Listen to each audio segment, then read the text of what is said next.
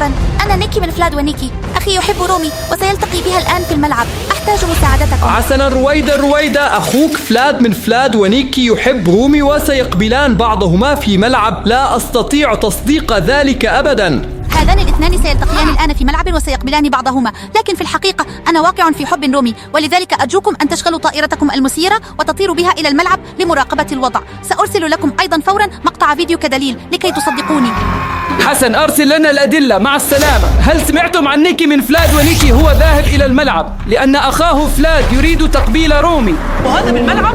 لا أصدق هذا من رومي أبدا. نيكي أرسل لنا للتو فيديو يظهر فيه أخوه فلاد يقبل رومي. لا أصدق هذا حتى الآن. يجب أن نشاهد الفيديو حتما. اضغطوا زر الإعجاب الآن وسنشاهد الفيديو معكم. I love you. Read this card to John about 3217 and tell a friend about the video. Thank you. لقد كانت نيكي على حق. فلاد هو من قبل رومي بالفعل. وكنت أظن دائما أن الأخوين فلاد ونيكي متضامنان. سمعتم نيكي على الهاتف. فلاد حيقابل رومي في الملعب. ونيكي الآن في طريقها إلى ساحة اللعب. هيا بنا نطير بطائرتنا إلى ساحة اللعب أيضا. إذا يمكننا مراقبة الملعب بالكامل ونرى ما سيحدث للثلاثة. ثم حنرى فلاد ونيكي ورومي. أنا متشوق. أنتم تعلمون نيكي تحب رومي أيضا، وربما يقبلون مجددا في الملعب. لكن من يتقبل؟ رومي مع فلاد أم رومي مع نيكي؟ ما نقرر إلا إذا أطلقنا الطائرة المشيرة فورا. ضعوا إعجابا أيضا على الفيديو الخاص بنا الآن. فقط بإعجابك لن نصل متأخرين الآن. ونطلق للدرون. نحن الآن في طريقنا إلى الملعب حيث سيلتقي فلاد رومي، ونيكي تتجه إلى هناك الآن أيضا. نأمل أن نلتقي حقا بشخص ما هناك، سواء كان فلاد، نيكي أو رومي. سيكون الأفضل أن نجد فلاد ونيكي بالتأكيد، ثم تنضم إلينا رومي. هذه فكرة جيدة، لذا يجب أن نركز على هذا الملعب الآن. ترون الملعب هنا بالأسفل، وشخص ما يتأرجح على الأرجوحة. أعتقد حتى أن شخصين يتأرجحان على الأرجوحة. هيا نقترب أكثر يا جماعة. ضعوا إعجابا واشتركوا بقناتنا. الاشتراك مجاني بالكامل. التيلا دان وجاسل. أحدهما يرتدي قميصا أصفر والآخر برتقاليا. واللي بالبرتقالي أكبر. بالتأكيد هذان هما فلاد ونيكي. عارفون نيكي هو الصغير، هو من اتصلنا به في بداية الفيديو. ورومي هو الذي قبله فلاد. يا جماعة لازم تعطوا لايك لهدول التنين لأنه لقيناهن معكم. لكن لماذا يتأرجحون هناك فحسب؟ هل ينتظرون رومي الآن؟ أعتقد أن نيكي الصغير يحاول الآن أن يلكم فلاد الكبير وهو على الأرجوحة. لكن لا تقل لي أنهم عادوا يتشاجرون الآن. على الأرجح يتشاجرون. للأسف ليس لدينا صوت ولا نسمع ما يقولون. ورومي ما زال غائبا. هل تعتقد أن رومي سيأتي فعلا إلى الملعب أيضا؟ انظر ماذا تفعل نيكي الآن. أظن نيكي تقفز. الاثنان يقفزان. كاد قلبي يتوقف للتو بسبب ما حدث للتو مع فلاد ونيكي. ربما يكونون قد أجروا رهانا. من يستطيع القفز أبعد يذهب مع رومي إلى السينما. يعني عملوا لعبة والفائز يروح مع رومي على السينما؟ نعم، على الأغلب. الناس لا يمزحون هنا ويخرجون الآن شيئا ما من حقيبة حمراء. إنهم يفعلون شيئا، لديهم خطة. هل هذه ربما لعبة لوحية يمكن لعبها على الأرض؟ أعرف هذه اللعبة. عليك أن تضع ذراعك الأيمن على الأصفر وقدمك اليسرى على الأزرق. يا لروعة الألوان. يا جماعة أعتقد أنهم يقومون بتحديات صغيرة هنا، والفائز سيذهب مع رومي للسينما. بالطبع فلاد ونيكي يتنافسان لأجل رومي. من ناحية أخرى فلاد ورومي قبل بعضهما. لقد رأينا الفيديو، لدينا الدليل. لكن نيكي أيضا مغرمة برومي، لذلك يلعبون الآن ألعابا ضد بعضهم. يجب أن ننتظر. أريد بشدة أن أعرف ماذا سيحدث، لكن أين رومي في الحقيقة؟ هذا ما أتساءل عنه أنا أيضا. سنطير الآن بالطائرة المسيرة إلى ملعب آخر ونبحث عن رومي. الملعب الثاني هو في الواقع دقيقة واحدة فقط بعيدا عنا. لا يسعنا إلا أن نأمل أن رومي هناك لأنها أرادت لقاء فلاد. نطلق الدرون حالا ونطير إلى الملعب الثاني. الدرون الآن في الجو ونطير مباشرة إلى الملعب الثاني. أتساءل هل سنجدها؟ أهي رومي. هذا ليس رومي، هؤلاء مجرد دراجين اثنين. ظننت أنه رومي وزاوي. أعرفون جميعا كيف تبدو رومي. ترتدي سترة صفراء وشعرا بنفسجي. يبا ظننت أننا عثرنا عليها فورا. كان هذا سيكون جيدا. لكن هذا مؤشر جيد أن هناك ناسا بالتأكيد. نكمل الطيران. هنا رومي. أنت محق. بلى صحيح، لابد أنه رومي. لا يا جماعة، هدول راكبين دراجات هوائية اثنين مرة تانية، وهالمرة راكب الدراجة لابس جاكيت أصفر مثل رومي. يا إلهي، ما زلنا لم نجد رومي بعد. للإجابة على سؤال من يحب رومي يجب أن نجده. ابقوا أعينكم مفتوحة، ربما نجده أسرع إذا كنتم هو رومي.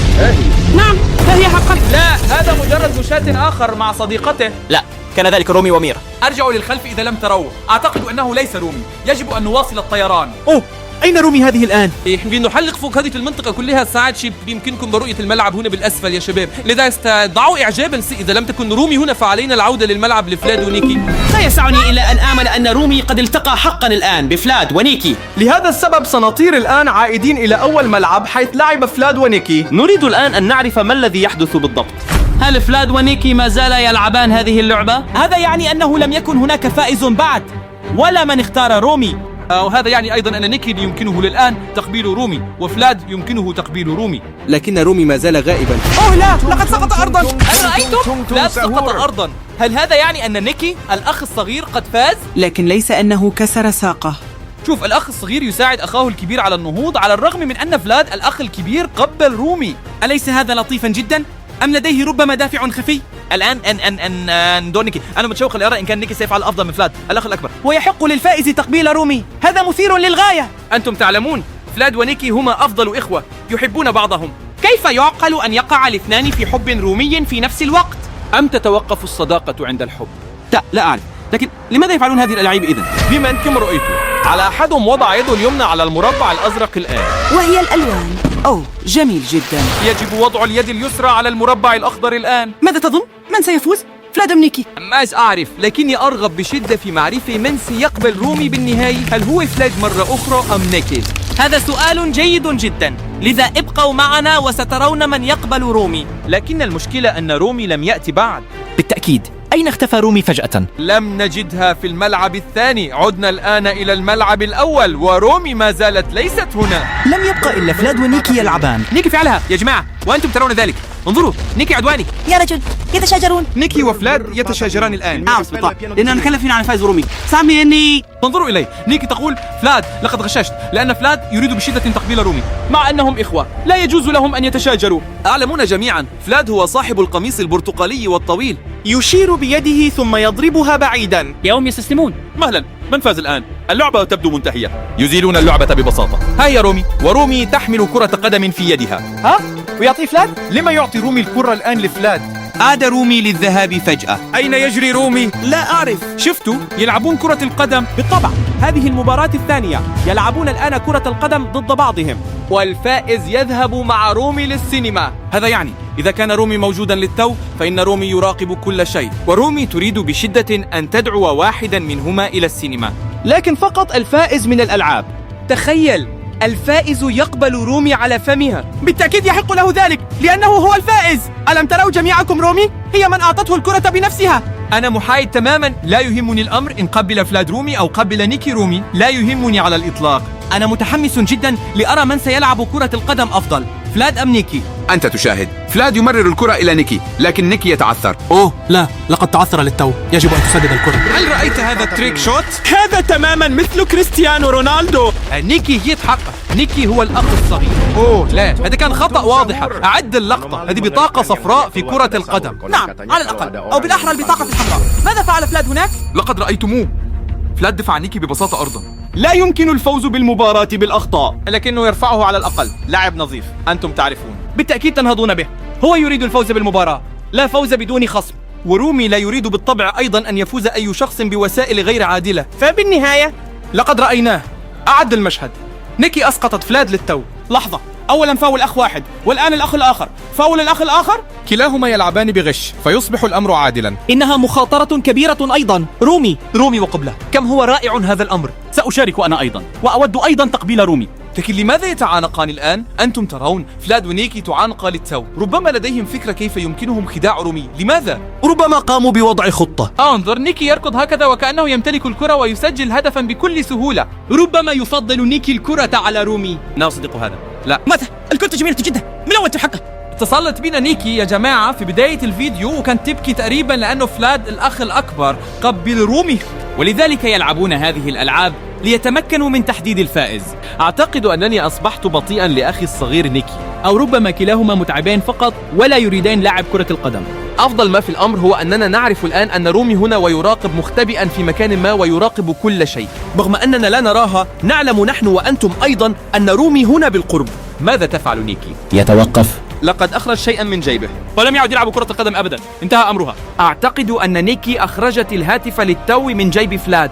هذا محتمل طبعا، لكن مما أراه الآن هل من الممكن أنهم يغادرون الملعب؟ نعم، ولكن بعد أن أخذت نيكي الهاتف من فلاد. هل يعني أن أحدا سيتصل بنا؟ لا، لكن هذا يعني أن نيكي الآن سيقوم بالاتصال برومي من هاتف فلاد. ربما يعود رومي إلى هنا. فمن الذي فاز؟ لا أعرف، لقد غادروا الملعب، ترون ذلك، لم يعودوا يلعبون. يعودون للمنزل الآن، وماذا يفعلون؟ هل يرمون الكرات لبعضهم الآن؟ لا، إنهم يتشاجرون. ألم تروا هذه الأيدي؟ هكذا يتشاجرون دائما. إنهم غاضبون لدرجة أن القبعة تسقط. طبعا يتشاجرون لأنه لم يفز أحد، كان تعادلا. فين رومي؟ لا، أمرت رومي. بنت فلاد؟ لا، إنها تمر هكذا وحسب، لم يعد لديها اهتمام بهما. لماذا لم تعد ترغب بفلاد أو نيكي فجأة؟ لقد رأيتم، والآن يتشاجران مجددا. أكثر؟ أوه لا، لقد اكتشفوا الدرون الخاصة بنا. لا أصدق. انتبه! يرمون شيئا ما علينا. أنت تعلم، إذا أصاب شيء طائرتنا ستكون معطلة. إذا رموا شيئا علينا فهم يرمونه في نفس الوقت ضدكم. لا يعقل. لماذا يعادوننا الآن؟ لا أعرف، لكن رومي تبدو وكأنها لم تعد مهتمة بفلاد ونيكي. احذر قبل أن يفقد أعصابه. ارجع للخلف. حركات يد رومي كانت واضحة، لم يعد لديها رغبة. لا أفهم هذا أيضا. في البداية قبلوا، والآن لم تعد راغبة. والآن هما يتناقشان. إنهم يخططون الآن، إنهم يضعون خطة. رأيتم ذلك؟ في البداية كانا على خلاف، والآن أصبحا كيانا واحدا. أجل، ضدنا، ضد دروننا، وربما لأنهم غاضبون من رومي. هم يظنون أننا مذنبون، لكننا لم نفعل شيئا. لقد كنا نراقب كل شيء فحسب لأجلكم. يا جماعة لازم نكمل طيران. شوفوا، عم يحاولوا ينزلوا الدرون بالقفز. لا تقترب كثيرا، احذر، سيرمون قبعاتهم. لا تهبط قريبا جدا هكذا. عندي فكرة، دعنا نطير بعيدا فيظنون أننا لم نعد مهتمين بمراقبتهم. أبعد من أن يروا طائرتنا. لنفعل. فلاد ونيكي لا يريدان أن نلاحقهما بالدرون، لكننا سنواصل متابعتها بالتأكيد. نريد أن نعرف لمن ستختار رومي، والأروع من ذلك فلاد ونيكي لا يعلمان أننا نتبعهما الآن. يعتقدون أننا هربنا بالدرون. لا يسعني إلا أن آمل أن نعثر الآن على فلاد ونيكي ورومي من صائدي شياطين الكيبوب. نحن نلاحق فلاد ونيكي سرا وهم لا يعلمون، يمكننا رؤيتهم بالأسفل. فلاد ونيكي سنقترب أكثر، لكن علينا الحذر كي لا يكتشفوا طائرتنا. لقد رأيتم ما حدث في المرة الأخيرة إذا اكتشفوا طائرتنا. يمكنكم رؤيتهم، هم بالأسفل ولم يلاحظون بعد. لكنهم يتشاجرون مع بعضهم البعض مجددا بسبب رومي، لأن رومي لم تعد ترغب بفلاد ونيكي، لكن كلاهما واقعان في حب رومي. لكنكم رأيتموه بأنفسكم، رومي مر بينهما بكل بساطة حينها. رومي لم يعد له مزاج لهذه الألاعيب. عنها قالت في البداية الفائز يروح معها السينما. السؤال الأهم الآن هو ماذا سيفعل فلاد ونيكي الآن؟ هنيكين، إننا نبقى معكم لعل رومي يأتي مجددا، وإذا تركتم إعجابا ستعرفون ما سيحدث الآن. أي يهربون؟ لكن إلى أين؟ هل رأوا دروننا مرة أخرى؟ لا، هذا ما بيمكن أسأل كذلك. لا، ما أعتقد ذاك أيضا، وإلا لنظروا للأعلى. نحن نطير أبعد لكن ما زلنا أعلى. يمكنكم أن تروا ليس لديهم أي فرصة لرؤيتنا. هل تعتقد أنهم ما زالوا يحبون رومي بعد كل هذا؟ لا أعرف، لكن انظر ماذا يفعل فلاد. إنه يقفز هناك كالمجنون، يبدو أنه في مزاج جيد، ربما لديه خطة، أو ربما يعاني من ألم الحب. هذا ممكن بالطبع أيضا. عندها يشعر المرء بفراشات في بطنه. لنراقب الآن فلاد ونيكي، كلاهما في مزاج جيد جدا رغم أن رومي حضرتهما. من ناحية أخرى هم يسيرون في الشارع فحسب، لكن انظر كيف يمشون. إنهم يقفزون ويفرحون وأذرعهم مرفوعة في الهواء، والشارع ليس له نهاية على الإطلاق. انظروا إلى هذا، لقد عاد أفضل الأصدقاء. قبل قليل كانا يتشاجران وفجأة أصبحا أفضل الإخوة من جديد. يجب عليكم بالتأكيد مشاهدة الفيديو حتى النهاية. أنا متحمس جدا لأرى ماذا سيفعلان الآن. لا أفهم فلاد ونيكي أبدا، لقد تشاجروا مجددا. انظر ماذا يفعلون الآن، وهناك شخص ما يسير. هل هذه رومي؟ إنهم يتباطؤون. هل هذه زوجة؟ انتظر لحظة، الفتاة تدور حول نفسها. هل هذه فتاة؟ وفلاد ونيكي يبقيان واقفين هكذا؟ ما الذي تفعله فتاة هناك؟ ربما يعرفان بعضهما، وفلاد ونيكي سعيدان، ولكن لماذا؟ هل لأنه فتاة؟ لا أعرف، لكنها ليست رومي بأي حال من الأحوال. يمكنكم رؤية ذلك. انظروا إلى نيكي، لقد صافحها، وفلاد يقبل يدها، حتى لقد قبل يدها، وعند نيكي سحبت الفتاة يدها. إنهما يتشاجران مرة أخرى. أماذا؟ يتشاجرون الآن على الفتاة أم ماذا؟ لكنها ليست رومي وليست ميرا وليست زوي، إنها أي فتاة. هل تعرف الفتاة؟ أنا لا أعرف الفتاة. هل رأيتم هذه الفتاة من قبل؟ أنا لا أعرف الفتاة أيضا. إنهم يتقاتلون، ولكن لماذا؟ بسبب الفتاة أم كيف؟ الفتاة تتدخل. لا، إنها تصلح النزاع. فتاة طيبة جدا جدا. جيد أنكم ما زلتم تشاهدون الفيديو حتى النهاية يا جماعة. لم أكن أتوقع ذلك. لم أكن أظن أيضا أن تأتي فتاة أخرى فجأة ويتخاصم فلاد ونيكي مجددا. هذا الفيديو مشوق جدا، لا أستطيع أن التوقف عن مشاهدته. إنهم يتضاربون بقوة. شيء حقيقي يحدث هناك، أنتم ترون ذلك. فلاد ونيكي يفقدان أعصابهما، والفتاة تتدخل مرارا وتكرارا لفض الشجار. هل رأيت ذلك للتو؟ الفتاة دفعت نيكي بعيدا هكذا. لماذا نيكي الآن تتحدث هي وحدها تماما مع فلاد؟ يمكن أن تكون الفتاة معجبة بفلاد أيضا، لكن فلاد كان قد قبل رومي للتو قبل قليل. نيكي المسكين أنا أشعر بالأسف لأجله، هو يتصل بنا ويرسل لنا مقاطع فيديو لأخيه فلاد وهو يقبل رومي، والآن فلاد يواعد فتاة أخرى. طبعا نيكي لن يحصل على رومي أبدا. نيكي لا تتمكن من هذه الفتاة الغريبة هنا. لو كنت مكان نيكي لغضبت بشدة في الحال. هذه رومي، ماذا تفعل؟ لا أعرف. انظر، إنها تهاجم الفتاة. لماذا؟ ماذا يحدث هنا؟ فلاد يحاول حماية الفتاة والثلاثة يتدافعون فيما بينهم. يا جماعة، ما هذا الجنون؟ رومي تهرب وفلاد يهرب أيضا. إلى أين يهربان فجأة؟ لا أعرف، لكن ها هو نيكي يعود. ماذا يفعل نيكي؟ لا أعرف. نيكي تبكي. نعم بالطبع نيكي تبكي. لا رومي ولا الفتاة تهتمان بنيكي. ما مدى شدة ذلك؟ رومي أصبحت غيورة من الفتاة لأنها تحدثت مع فلاد، مع أن رومي لم تعد ترغب بفلاد على الإطلاق. أرجع للخلف، لقد رأيتم كم بسرعة حمى فلاد الفتاة. انظروا، فلاد يركع أمام الفتاة. لا تقل لي أن هذا عرض زواج. هذا لا يجوز، هذا مستحيل. ليس بهذه السرعة، ليس بعد دقيقتين. هم لا يعرفون بعضهم أصلا. إنها فتاة غريبة. وماذا يفعل الأخ الصغير نيكي؟ لا أعرف، إنه يلحق به هكذا. فلاد يدفع نيكي بعيدا. لحظة، إنهم يتشاجرون مجددا والفتاة ترحب. أنا لا أفهم هذا. انظر، نيكي يهرب ببساطة وكأنه خائف. نيكي مستاء، هذا واضح، لأن الأخ الأكبر قال اتركني والفتاة وحدنا. نيكي اذهب حيثما تشاء، لكن اتركني أجلس مع الفتاة على المقعد. هذا الفيديو عنيف جدا. لقد رأيتم أن رومي تغار من هذه الفتاة على المقعد، لكن يجب أن تكون حذرا. لا يجب أن تطير بالدرون قريبا جدا وإلا سيكشفوننا. الجيد أن الثلاثة لم يكتشفونا بعد، أو بالأحرى الأربعة، لكن رومي رحلت. نحن هنا في مهمة سرية نريد أن نعرف ماذا حدث لفلاد ونيكي. تخيلوا، فلاد قبل رومي أولا، ثم يلتقي فلاد بفتاة أخرى ورومي تشعر بالغيرة بعد أن أرسلت رومي فلاد إلى الصحراء. نيكي يشعر بالغضب والحزن. لماذا؟ ليس لديه أي حب. ماذا يفعلان الآن؟ يمسكان الأيدي. يا إلهي، هل بدأ بمسك الأيدي بالفعل؟ وفي الخلف تماما نيكي المسكين. ترون، نيكي لا يتركهما وشأنهما أبدا. نيكي يلاحقهما الآن. نيكي بحاجة لدعمكم الآن. الجميع ضعوا إعجابا لنيكي الآن. بالتأكيد أنا دائما في صف نيكي. من الآن فصاعدا أنا أحب نيكي. أنا سعيد لأجل فلاد، لكن نيكي يجلس وحيدا تماما هناك. إنه يختبئ خلف المقعد، يحاول التسلل خلسة. أظن أن نيكي يدبر شيئا، يتسلل خلسة إلى فلاد. أعتقد أن نيكي يشعر بالغيرة الشديدة من أخيه الأكبر فلاد، على الرغم من أن فلاد ونيكي هما في الواقع أفضل أخوين. يتشاجرون مرة أخرى، يتشاجرون بعنف. لا، يتشاجرون من جديد. أعتقد هذه المرة الخامسة لشجارهم. لكن لهدف نبيل، وبالتحديد لفتاة. كل شيء في سبيل الحب. حسنا، لكن فلاد ونيكي لا يستسلمان. إنهم لا يستسلمون أيضا، والفتاة لا تزال واقفة هكذا. عاركي، وفلاد يرسل نيكي من جديد. المرة الثانية التي يرسل نيكي هكذا. ويماك ما تنتشو الفتاة شو بعتها مرتبكة تماما، ما تعرف النجم تاير. لأن الفتاة قررت بوضوح هنا لفلاد.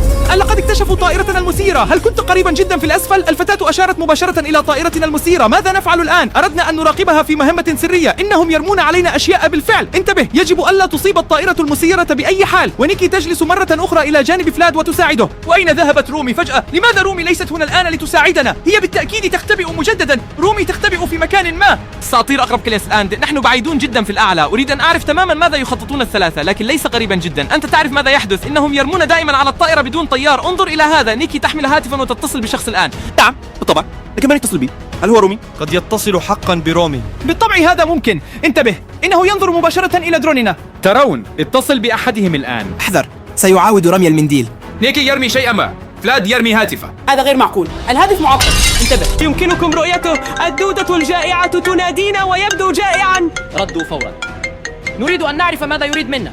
Saya mendengar drone kalian berputar-putar di atas kepala saya. Dengungan frekuensi tinggi yang menjengkelkan ini, yang menembus tanah seperti pisau. Aku sudah cukup lama memperingatkan kalian. Kalian harus segera berhenti mengikutiku.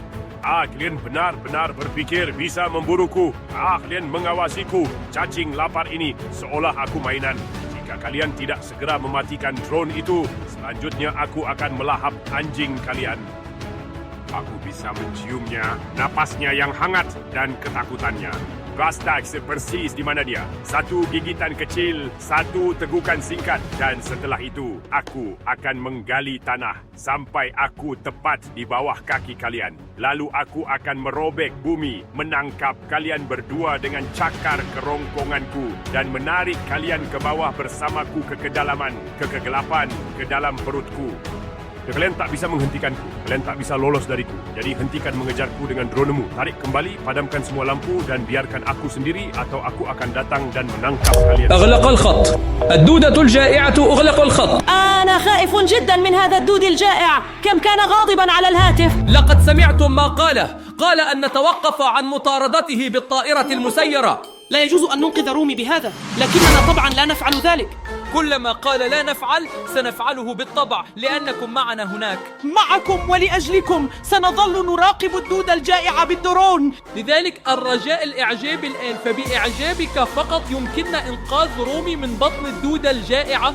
لكنه أغلق الخط الآن، سيكون في الشارع مجددا. يجب أن نطلق الدرون بسرعة كبيرة. هذه فكرة جيدة جدا. نحن نلاحق الدودة الجائعة بهذه الدرون. سنلاحق الدودة الجائعة بطائرتنا المسيرة لرومي بالطبع. بالضبط، لأن الدودة الجائعة منعتنا من تتبعها. نتبعها أكثر. معكم، لذلك ضعوا إعجابا آخر وسننقذ رومي معا. ادخل الأسفل في الحقل. شلون ذلك؟ هناك دائرة في الحقل. هذا يبدو غريبا جدا. في كل مكان عشب، لكن في المنتصف شيء مختلف. هناك مدخل، ترون هناك غطاء بلوعة. ربما ننزل للدودة الجائعة. ربما هذا ثقب كبير. حجروا على البالوعة.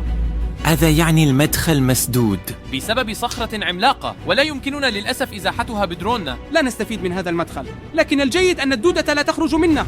أطير الآن حول المدخل. تشوفون بشكل واضح جدا أنه هنا مدخلا للعالم السفلي، لكن لابد أن أحدهم وضع الحجر بالضبط على هذا الثقب. شو؟ الدودة الجائعة بالطبع لا تريدنا في بيتها الآن. بالطبع يريد أن يكون بمفرده في الأرض مع رومي. هذا صحيح، نحن على وشك الاكتشاف. دروننا في مكانه الصحيح. أعتقد أيضا أن الدودة الجائعة في هذا الحقل بالذات. سنواصل، فلا تغلقوا. اشتركوا في قناتنا، الاشتراك مجاني بالكامل. أوه لا، ما هذا؟ هنا الدودة، ترونها يا أصدقاء في الحقل. والآن سترون كم حجم هذه الدودة الجائعة. بالضبط 238 مترا طولا، تقريبا بحجم الحقل كله. والقطر سميك مثل النفق. أنا مرعوب من الدودة. كيف سننقذ رومي؟ نطير قدما. علينا إيجاد مدخل، علينا محاولة الدخول تحته. هل تظن أن هناك حفرا أخرى في الحقل لنسقط فيها؟ هنا الدوار في الشارع، لا مدخل للأسف. لا، لكن ربما مدخل بالحقل بالضبط حيث تتجه. صحيح، ترون غطاء بلوعة هنا، والبلوعة ربما مفتوحة. علينا فقط الاقتراب. سنطير للبالوعة الآن. آمل أن يكون هناك لننقذ رومي. أو لا، شوف غطاء البالوعة، يبدو أنه مغلق. لكن هل تلاحظ شيئا؟ لا يوجد أحد هنا على الإطلاق. لكنها تربة، تبدو تربة طازجة. يعني الدودة الجائعة حصنت منزلها لكي لا يدخل أي شخص غريب. هل أغلقت هذا الحقل حتى لا نستطيع إنقاذ رومي؟ نحن نسير على هذا الطريق الريفي لأنه معبد ومرصوف حديثا. ربما نجد مدخلا آخر. لدي شعور جيد. هنا غطاء بلوعة آخر. أجل، يوجد شيء ما. انظروا يا أصدقاء، هذه المرة الغطاء مربع، لكن طائرتنا المسيرة لن تمر منه أبدا. لكن هذه فتحات تهوية، ثقوب هوائية. هذا يعني تحت هذا الحقل يتلوى الدود الجائع. وهناك بالضبط تكمن المشكلة. هناك ثقب. أصدقائي، هل ترون الحفرة؟ لا. رومي، إنها رومي.